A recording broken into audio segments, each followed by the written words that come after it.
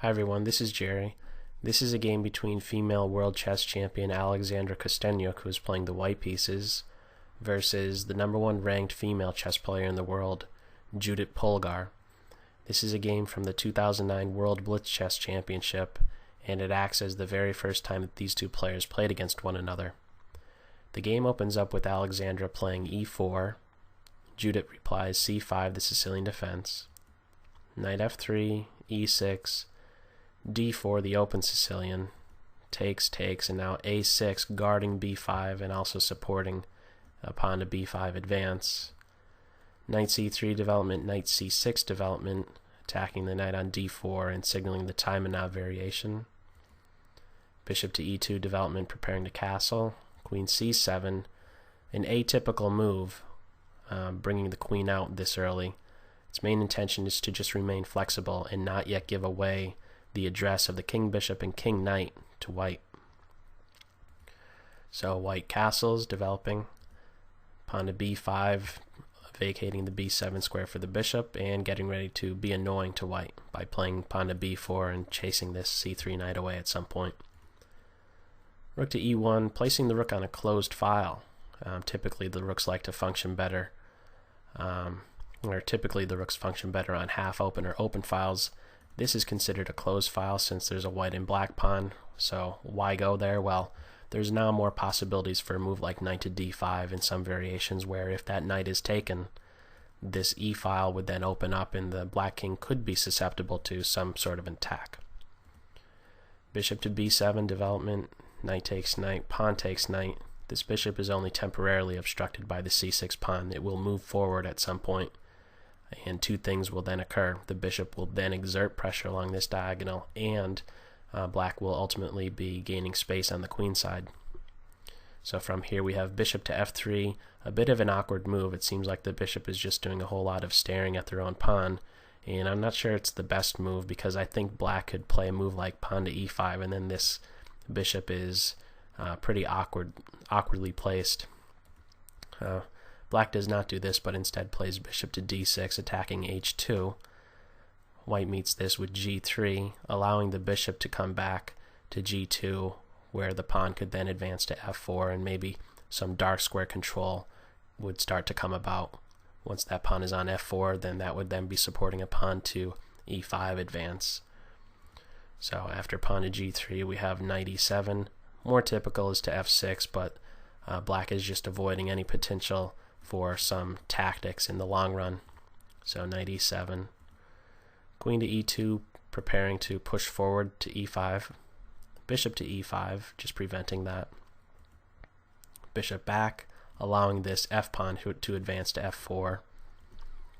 Pawn c5, again, this bishop now has clear sight of the white pieces and more space is being gained on the queen side. Bishop to e3 development.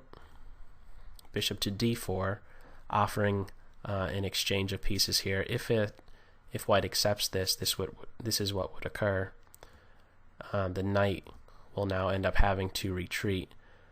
So white doesn't want to have to cope with this pawn on this d4 square. So white ends up retreating the knight at this point right here to d1, guards b2, and it allows this c pawn to advance to c3, where once there, it will put a question to this d4 bishop.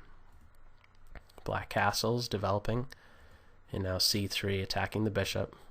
Bishop takes bishop, knight takes bishop, and now we have a very logical move, rook on a to d8. This is an open file, so that's why that move is played. Now pawn to a4, looking to just peel open this a file, and now there's a threat of just winning this b5 pawn. Black meets that with just pawn to c4. Pawn takes pawn, so now this file is open for the rook. And now knight to c2, this is a repositioning move. A good thing to be thinking about in your own games is that when you're in the middle game and all your pieces are out, a good question to ask yourself is, how can I improve the positioning of my pieces? Oftentimes, they find themselves out of play. So this is just a strictly repositioning move. Knight to c2 has ideas of coming to d4, b4, maybe even e3 at some point. Rook to d7, just preparing to double. Knight d4 attacking the b5 pawn. We have queen b6 defense and also supporting a b4 advance. Pawn to e5, and finally there's tension between these bishops, and they're exchanged. So white has to be a bit careful since there's some holes, f3 and h3. At some point the black queen might land itself on this diagonal and check the white king at an inopportune moment. So knight to c6. White avoids this knight exchange. Its main purpose is to allow this knight from f3 to guard d2. Why is this important? Well, when you're playing the white side here, you don't want to allow the black rooks to make use of the 7th rank. And in order for them to get there, they're going to have to first pivot on this square. So the knight on f3 will be in charge of guarding this d2 square. Rook to d3. This is considered a hole in the white position, and it's supported well by the c4 pawn. Puts pressure laterally against the knight, as well as the c3 pawn. Queen to e4, putting pressure on the knight on c6, and also threatening to come here with the knight, where both of them would then be converging on this h7 square. Black prevents this type of setup altogether by playing pawn to h6, and it's important for that to occur. If black just continues with the doubling of rooks, a very common looking move, that would run into knight to g5, where pawn to g6 is the best defense, and now the queen could swing over to h4, and this pawn is still being attacked. This pawn will have to move yet again. This isn't the direction to be playing in as black. You don't want to be making these pawn moves in front of your king. If you do have to make pawn moves, have it just be a single pawn move. So that's why we're seeing just pawn to h6 right now, just preventing the knight from getting there altogether.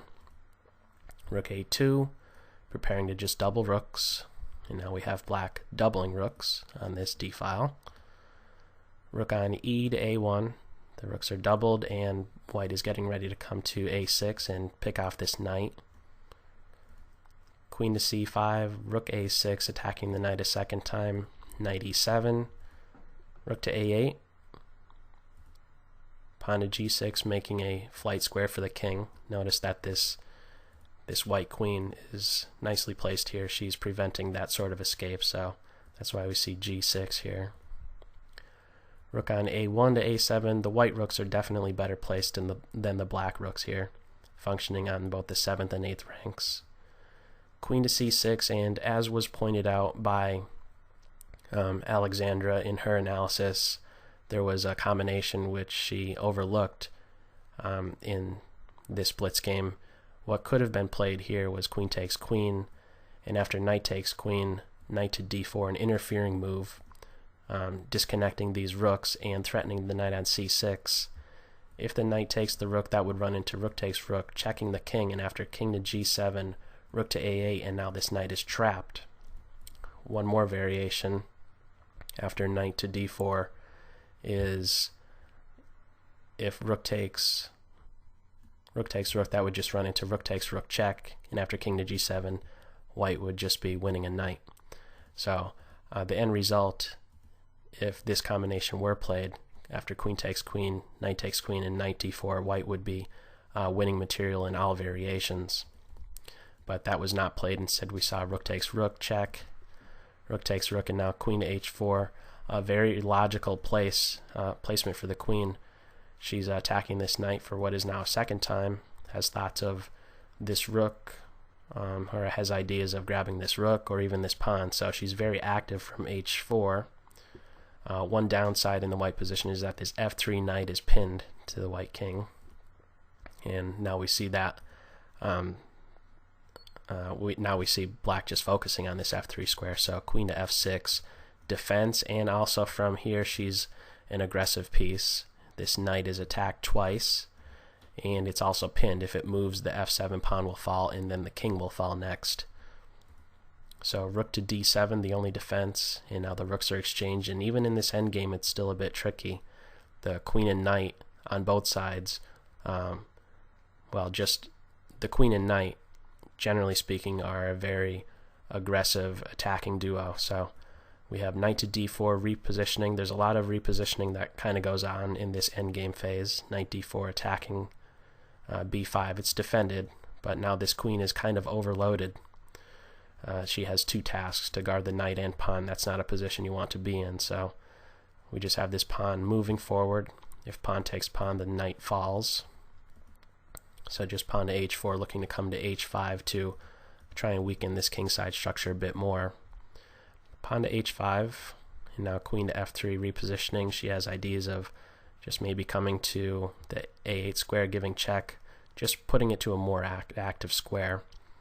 Pawn takes pawn, pawn takes pawn, queen c7, attacking the pawn, queen e4, defense, knight d5, attacking this pawn, queen to e2, defense. So black is definitely in the more aggressive state, putting pressure on these 2 pawns, and white is having to defend. Queen c7, just improving the queen's position, but by going here, there's no longer pressure on this pawn. Since there's no pressure on this pawn, this white queen no longer needs to be defending, so that's why we see queen to b1, placing it on a more active square. She has more possibilities. She is functioning as a queen. On a diagonal, she has thoughts of maybe moving along a rank or a file. Knight e7, queen b8 check, king g7, and now we have the offering of a queen exchange. Black accepts this. Queen takes queen, pawn takes queen, and now we have knight to c6, pawn to d7, knight to f6. The end result is that black will end up getting this pawn, and white will end up getting this pawn. This is a fairly equal endgame, but there's still quite a bit of calculation needed on both parts. The knights are tricky pieces, and it's often the case that you need to be a good calculator in these type of endings. So this is an endgame phase. What we just saw here is both sides just centralizing their king so that they could kind of shoot off to either the queen side or the king side if need be. Knight c6, knight to e3. There's a bit of shuffling that goes on here. Both sides, I'm not sure if they were in really bad time pressure or what, but there's a lot of just shuffling about. And after pawn to g5, this h4 pawn is attacked. King e2. Notice that the position of these 2 kind of work well in boxing out the king. All 3 of these squares are preventing the black king from making progress. So knight to e4, attacking the pawn, pawn to c4, knight back, the pawn is being attacked twice.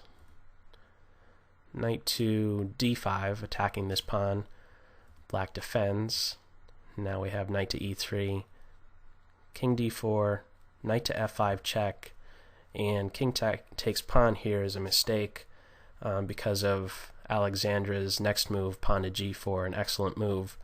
What this move ends up doing is creating a passed h-pawn no matter how you look at it. If pawn takes pawn here, pawn takes pawn, this pawn can't be stopped. And if pawn takes pawn just h5, like once again, this h-pawn cannot be stopped. So what black ends up doing is playing knight to c7, but what's interesting to point out is the following variation, which gets my vote for a difficult variation to be calculating, especially in blitz. If black instead takes h takes g here, pawn to h5, this pawn could be stopped, but white will end up winning this game still. We'll have knight to c7, h6, knight e6, h7, knight check, king to e3, and the knight gets here just in time to prevent the pawn. However, this king will end up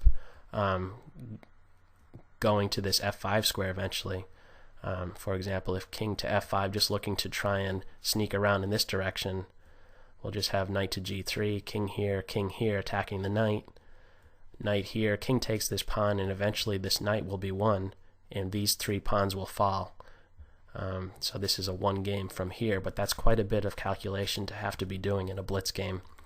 Instead, what we saw from this position is knight c7, and now pawn takes pawn, knight e6, h6, and now knight to f8, preventing the pawn from getting there. And this is a 1 game from here.